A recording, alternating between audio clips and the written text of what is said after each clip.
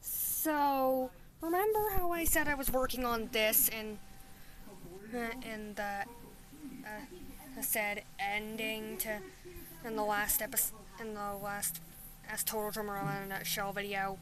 Yes, you're wondering what happened to the Alone Tune videos. Well, guess what? They got copyrighted, but I still wanted to keep them on YouTube, so I marked them as private. But anyway, I said I'm working on this Yugioh G-Zexal 5 and the Cursed Gem. So at the point I was really starting to write this, as I haven't watched only the first 15 seconds of the first episode of 5Ds. So thus UC will be nowhere. But I am planning to have him appear by the time Cyrus gets to the third world. You know, because it's referencing this. Anyway, chapter 1 is Meet the Group. It's basically introducing Yugi, Yami, Jaden, Cyrus, Yuma, Astro, and Yuya. Wasn't that long. And look, but before... No, I'll really tell you that story now. And if you're wondering what happened here, the chapter 2 page got ripped out. Luckily there wasn't anything too important on the other side. Anyway, they start talking about their powers, and Jaden just realizes, oh, I don't have that powerful of a power. All I can do is ask the Winged Karibo for advice. You know, when I first saw the movie that's not so much of a movie, where her Yugi, Jaden, and Yusi, fight evil, all side by side, all together, and her to save the world. From that, I thought that Jaden's power was that he could see dead people. But apparently, I think those are monsters. Either that or he can also do that. And also, does this look familiar? Credit to the amazing world of Gumball for something. That's where he gets the necklace. I gets the Dark Gem necklace. I bet no one will mind if I just wear it until tomorrow. Oh, I don't think that's a good idea, Jaden. But here's the blessing. Basically, the thing shuffles your deck for you and gives you the perfect hand against your opponent's hand. You know.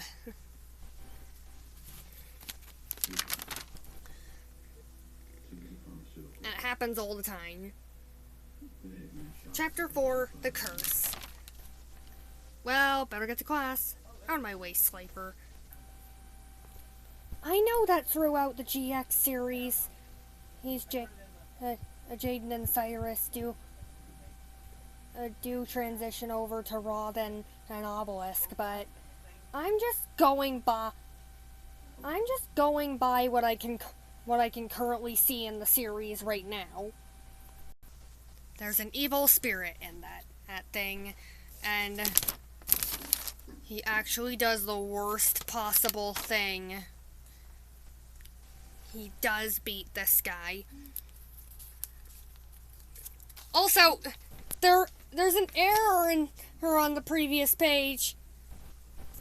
The Pyro Clock of Destiny, he said it's a spell. It's actually a trap! I did that intentionally.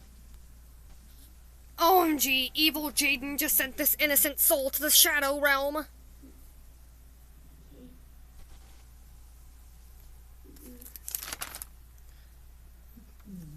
Lucky, Yugioh was here to witness everything. Well, until... Wait, what's going on here? Oh, I know what's going on. Yuya.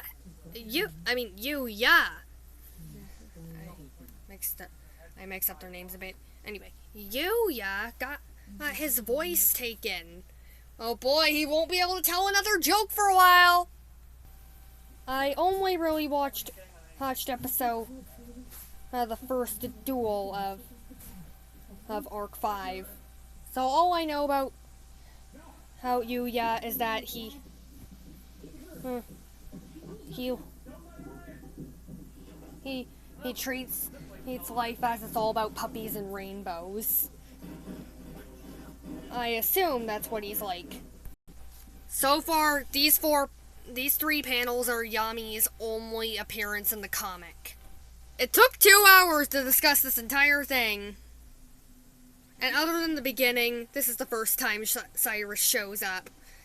And here I am recreating the first cutscene of a hero's tale in comic form. Okay, that seems very major. Of course it seems major, Yuma.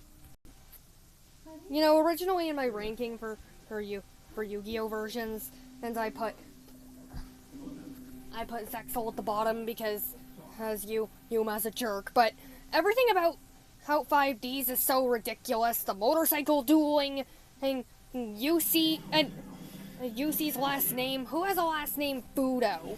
It was also ridiculous, so that had to go with the bottom.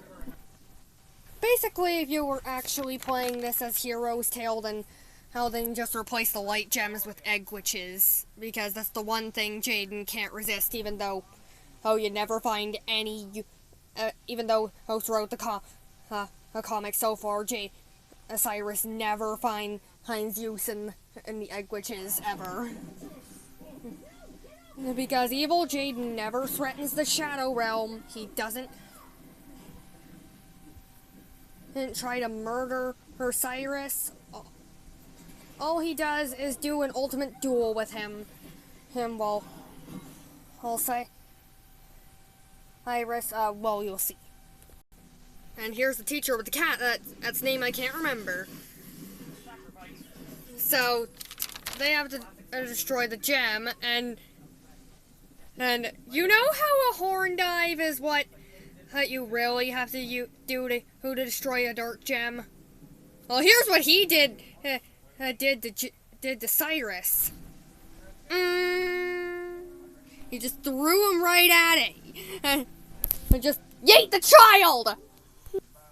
Okay, now this page is just not Cyrus at all. Of course he would read the sign before going and just the convenience of the sign. And he gets lost in the swamp. Oh, man. And here's what happens. I have an idea. What am I gonna do, Patroid?